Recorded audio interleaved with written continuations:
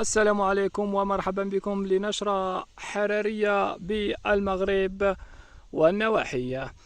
حرارة مرتفعة جدا ليوم الخميس ظهرا، مرتفعة جدا جدا في المستوى الأحمر كما تشاهدون. باب برد 34، 37 تاوريد، 39 وطاط الحاج، 33 ميدل، 40 خنيفرة، 39 بني ملال تنغير، ورزازة 38، زاقورة 41، طاطا 41، الشيت 43، الزاق 44.